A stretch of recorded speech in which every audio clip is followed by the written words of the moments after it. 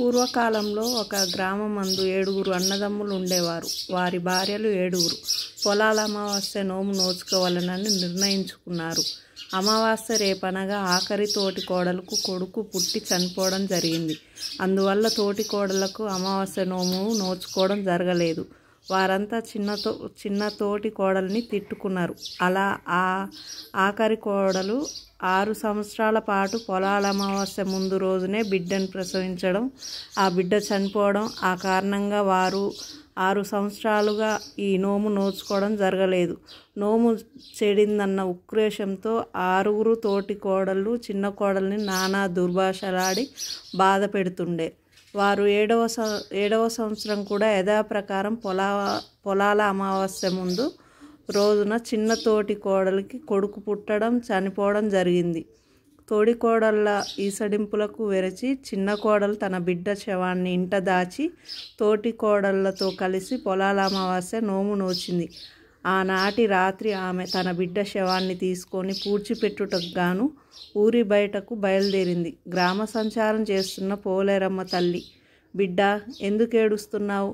ఈ అర్ధరాత్రి వేళలో ఎక్కడికి వెళ్తున్నావు అని ప్రశ్నించింది. ఏడవక ఏం చేయను, ఈ భుజాన కలవాడు నా బిడ్డ నిన్న చనిపోయాడు. గతంలో 6 బిడ్డలు అమావాస్య ముందు రోజున చనిపోవడం వల్ల నోములు నోచుకోవడం లేదు. అందువల్ల నన్ను నా తోటి కోడళ్ళు దుర్భాషలాడి ఈసరించుకునేవారు. ఈసారి కూడా వారి వల్ల మాటలు పడలేక బిడ్డ చావును దాచిపెట్టి పొలాల అమావాస్య వ్రతాన్ని చేశాను. అందువల్లనే ఏడుస్తున్నా. 7 బిడ్డలను ఏడాదికొకరిని పోలేరమ్మకు అప్పగిస్తున్నా. నా మొర తీరేదా? తట్టుకోలేక అబద్ధం ఆడాను. ఆ మాటలు విన్న పోలేరమ్మ ఆవేదనకు జాలిపడి ఆమెకు కొన్ని అక్షింతలు ఇచ్చి 7 బిడ్డల సమాధులపై ఈ అక్షింతలు జిల్లి వారిని పేర్లతో పిలవమని చెప్పి మాయమైంది. చిన్న కోడలు అక్షింతలు తీసుకెళ్లి తన మీద ఉన్న బిడ్డపై మిగతా బిడ్డల సమాధులపై చల్లి వారి పేర్లతో పిలిచింది. వారంతా సజీవులై లేచి తల్లి వెంట ఇంటికి చేరుకున్నారు. ఈ విషయాన్ని ఆ తోటి కోడళ్లకు జరిగిందంతా చెప్పి చాలా సంతోషపడ్డారు. ఇక ప్రతి సంవత్సరం పొలాల అమావాస్య అందరూ కలిసి సంతోషంగా చేసుకుంటున్నారు. అప్పటి నుండి ఆ తోటి కోడళ్లే కాక ఊరి వారంతా ఆ పోలేరమ్మని భక్తి శ్రద్ధలతో పూజిస్తున్నారు.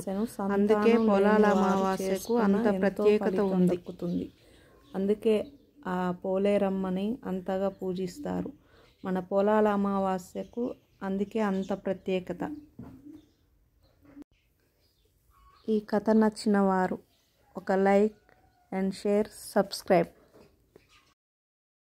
ఈ కథ మీకు నచ్చినట్టయితే ఇంకా ఎన్నో కథలు చెప్తాను. ధన్యవాదములు.